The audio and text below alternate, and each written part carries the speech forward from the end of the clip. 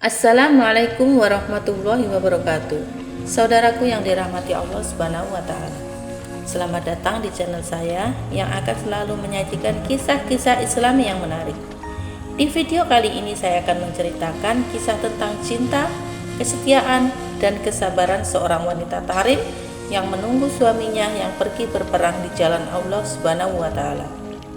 Di sebuah kota kecil di Hadramaut, Yaman, hiduplah seorang wanita bernama Fatimah. Ia adalah salah satu wanita tarim yang terkenal dengan keistimewaan mereka dalam segala hal. Wanita tarim dididik dalam jalur Sayyidatuna Fatimah Az-Zahra, putri tercinta Nabi Muhammad Shallallahu Alaihi Wasallam. Mereka terbiasa sejak kecil dibesarkan dalam lingkungan ulama, majelis ilmu, sholawat, dan sebagainya. Mereka tidak pernah melihat lelaki asing selain dari saudara-saudara lelaki dan orang tua mereka saja. Mereka juga tidak mengenal musik, kebiadaban, dan wajah orang fasik. Mereka terdidik dengan akhlak yang mulia, pergaulan yang terjaga, dan aurat yang tertutup. Fatimah menikah dengan seorang lelaki soleh bernama Ali, yang juga berasal dari Tarim. Mereka menikah tanpa ada cinta sebelumnya, hanya berdasarkan pilihan keluarga dan tanpa ada bantahan. Mereka menikah di usia yang masih muda, sekitar belasan tahun. Mereka hidup sederhana dan bahagia, meskipun menghadapi banyak kesulitan dan keterbatasan. Mereka tidak pernah mengeluh atau menyusahkan satu sama lain. Mereka saling menghormati, menyayangi, dan membantu. Fatimah selalu mengurus rumah tangga dengan baik. Ia memasak, mencuci, membersihkan rumah, dan menghias rumah dengan rapi dan wangi. Ia juga selalu menyambut suaminya dengan senyum dan cinta. Ia tidak pernah meninggikan suara atau marah kepada suaminya. Jika ia merasa kesal atau sedih, ia akan menangis dan mengadu pada suaminya dengan nada yang lirih. Ia juga sangat senang bersedekah dengan apapun yang ia miliki, meskipun ia sendiri dalam kekurangan. Ia percaya bahwa sedekah akan membawa berkah dan kebaikan. Ali juga selalu berusaha menjadi suami yang baik untuk Fatimah. Ia bekerja keras untuk mencari nafkah dan memenuhi kebutuhan keluarga. Ia juga selalu membeli keperluan dapur seperti beras, sayur, susu, dan sebagainya. Ia juga selalu memperhatikan istrinya dengan kasih sayang. Ia tidak pernah marah atau mencaci istrinya. Jika ia merasa kesal atau khawatir, ia akan menulis sepucuk surat untuk istrinya dan kemudian ia akan pergi atau tidur. Mereka berdua sangat mencintai Allah Subhanahu wa taala dan Rasul-Nya. Mereka selalu menjalankan ibadah dengan khusyuk dan istiqomah.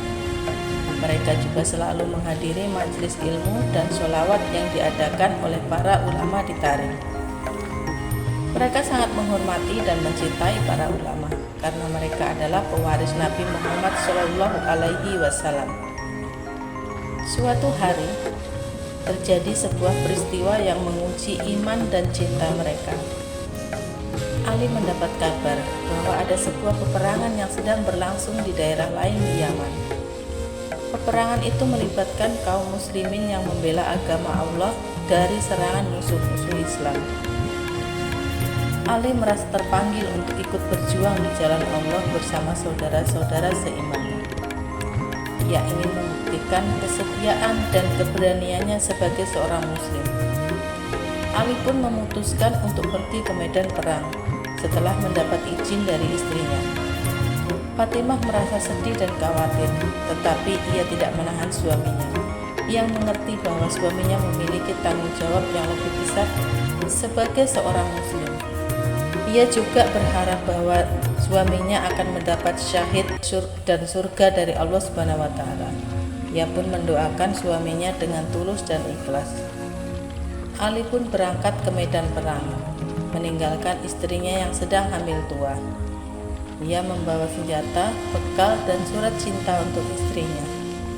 Ia berjanji bahwa ia akan kembali dengan membawa kemenangan atau syahid. Ia juga meminta istrinya untuk bersabar dan kuat menghadapi segala ujian. Fatimah pun menunggu suaminya dengan penuh harap dan doa. Ia terus menjaga rumah dan kandungannya dengan baik. Ia juga terus bersedekah dan beribadah dengan lebih giat. Ia selalu membaca surat-surat cinta dari suaminya, yang sesekali datang bersama kabar tentang peperangan. Ia juga selalu menulis balasan untuk suaminya, yang penuh dengan rindu dan cinta. Bulan demi bulan berlalu, tanpa ada kabar pasti tentang suaminya. Fatimah pun melahirkan seorang anak lelaki yang tampan dan sehat. Ia memberi nama anaknya Muhammad sebagai bentuk cinta dan penghormatan kepada Nabi Muhammad SAW. Ia sangat bahagia dan bersyukur atas karunia Allah Subhanahu wa Ta'ala. Ia berharap bahwa suaminya akan segera kembali dan melihat anaknya. Namun, harapan itu tidak kunjung terwujud. Fatimah tidak pernah mendengar kabar lagi dari suaminya. Ia tidak tahu apakah suaminya masih hidup atau sudah syahid. Ia hanya bisa bersabar dan berdoa kepada Allah Subhanahu wa Ta'ala. Ia juga terus merawat anaknya dengan penuh kasih sayang. Ia mengajarkan anaknya tentang agama, akhlak, dan ilmu. Ia juga mengajarkan anaknya untuk mencintai ayahnya meskipun belum pernah bertemu dengannya. Fatimah pun hidup dalam kesendirian dan kesabaran selama bertahun-tahun. Ia tidak pernah menikah lagi atau mencari pengganti suaminya. Ia tetap setia dan cinta kepada suaminya, meskipun tidak tahu nasibnya. Ia juga tidak pernah mengeluh atau bersedih di hadapan orang lain. Ia selalu tersenyum dan bersikap baik kepada semua orang. Ia juga selalu bersedekah dan beribadah dengan lebih giat. Orang-orang di Tarim sangat mengagumi dan menghormati Fatimah. Mereka menyebutnya sebagai bidadari bumi yang setia dan sabar. Mereka juga menyayangi dan membantu Fatimah dalam segala hal. Mereka menganggap Fatimah sebagai salah satu wanita solehah yang menjadi tauladan bagi mereka. Suatu hari, Allah mengabulkan doa Fatimah. Suaminya, Ali, akhirnya kembali ke Tarim setelah bertahun-tahun berjuang di medan perang. Ali ternyata masih hidup, meskipun mengalami banyak luka dan penderitaan. Ali berhasil selamat dari peperangan yang sengit dan berdarah-darah. Ali juga mendapat banyak pujian dan penghargaan dari para ulama dan pemimpin muslim atas jasanya dalam membela agama Allah. Ali pun segera menuju ke rumahnya dengan rasa rindu dan cinta yang membara kepada istri dan anaknya. Ia ingin segera memeluk mereka berdua dan meminta maaf atas ketidakhadirannya selama ini. Ia juga ingin menceritakan segala pengalaman dan kisahnya di medan perang. Ketika Ali sampai di rumah, ia terkejut melihat rumahnya tanpa kosong dan sepi. Tidak ada tanda-tanda kehidupan di dalamnya. Hanya ada debu, sarang laba-laba, dan barang-barang lama yang berserakan di sana-sini. Ali pun bertanya-tanya, apa yang terjadi dengan rumahnya? Apakah istri dan anaknya sudah pindah ke tempat lain? Atau istri dan anaknya sudah meninggal dunia? Atau istrinya sudah menikah lagi? Ali merasa bingung dan sedih. Ia tidak tahu harus berbuat apa. Ali pun mencoba mencari tahu keberadaan istri dan anaknya dari tetangga-tetangganya. Tetapi ia mendapat jawaban yang berbeda-beda. Ada yang mengatakan bahwa istri dan anaknya sudah pindah ke kota lain. Ada juga yang mengatakan bahwa istri dan anaknya sudah meninggal karena penyakit. Bahkan ada yang mengatakan bahwa istrinya sudah menikah lagi dengan orang lain. Ali pun merasa semakin bingung dan sedih. Ia tidak tahu siapa yang harus ia percaya. Ia juga tidak tahu bagaimana cara mencari istri dan anaknya. Ia merasa bahwa ia telah kehilangan semuanya. Ali pun memutuskan untuk pergi ke masjid, tempat ia biasa menghadiri majelis ilmu dan sholawat bersama istrinya. Ia berharap bahwa ia akan mendapat petunjuk dan bantuan dari Allah Subhanahu wa Ta'ala. Ia juga berharap bahwa ia akan bertemu dengan para ulama yang mungkin mengetahui keberadaan istri dan anaknya. Ketika Ali sampai di masjid, ia terkejut melihat banyak orang berkumpul di sana. Ia melihat banyak bendera, spanduk, dan poster yang bertuliskan "Selamat datang pahlawan Islam". Ia juga melihat banyak kamera, wartawan, dan pengeras suara yang siap untuk meliput acara. Ali pun bertanya-tanya, apa yang sedang terjadi di masjid? Ali pun mencoba mendekati salah satu orang yang ada di masjid. Ia ingin menanya. Ali pun mencoba mendekati salah satu orang yang ada di masjid. Ia ingin menanyakan apakah yang sedang terjadi di sana. Tetapi sebelum ia sempat membuka mulut, orang itu langsung memeluknya dengan erat. Orang itu berkata dengan suara terharu, "Subhanallah, Alhamdulillah, Allahu Akbar. Akhirnya Anda kembali ya Ali. Kami semua sangat merindukan Anda. Anda adalah pahlawan kami. Anda adalah kebanggaan kami. Anda adalah contoh bagi kami." Ali pun terkejut mendengar ucapan orang itu. Ia tidak mengenal orang itu. Ia juga tidak mengerti mengapa orang itu memeluknya dan memuji-muji dia. Ia merasa bingung dan malu. Ali pun mencoba melepaskan diri dari pelukan orang itu. Ia ingin menjelaskan bahwa ia bukan siapa-siapa. Ia hanya seorang muslim biasa yang berjuang di jalan Allah Subhanahu wa Ta'ala. Ia tidak pantas mendapat pujian dan penghargaan dari siapapun. Tetapi sebelum ia sempat berkata-kata, orang-orang yang lain di masjid juga mulai mendekatinya. Mereka juga memeluknya dan memuji-muji dia. Mereka juga memberikan hadiah, bunga, dan cenderamata. Mereka juga mengajaknya untuk naik ke mimbar dan berbicara di depan semua orang. Ali pun merasa semakin bingung dan malu. Ia tidak tahu bagaimana cara menolak atau menghindar dari orang-orang itu. Ia juga tidak tahu apa yang harus ia katakan atau lakukan di depan semua orang. Ali pun hanya bisa pasrah dan mengikuti arus. Ia naik ke mimbar dengan terpaksa. Ia berdiri di depan semua orang dengan gugup. Ia melihat banyak mata yang menatapnya dengan penuh harap dan hormat. Ali pun membuka mulutnya untuk berbicara. Tetapi sebelum ia sempat mengucapkan sesuatu, ia mendengar suara yang sangat ia kenal dan cintai. Suara yang selalu ia rindukan dan doakan. Suara yang selalu ia ingat dan sayangi. Suara itu berkata dengan lembut dan manis, "Assalamualaikum ya Ali. Selamat datang kembali ya suamiku. Selamat datang kembali ya ayahku." Ali pun menoleh ke arah suara itu. Ia melihat sosok yang sangat ia kenal dan cintai. Sosok yang selalu ia rindukan dan doakan. Sosok yang selalu ia ingat dan sayangi. Sosok itu adalah istrinya, Fatimah. Istrinya yang setia dan sabar. Istrinya yang cantik dan soleha. Istrinya yang bidadari bumi. Di samping istrinya ada sosok lain yang sangat ia kenal dan cintai.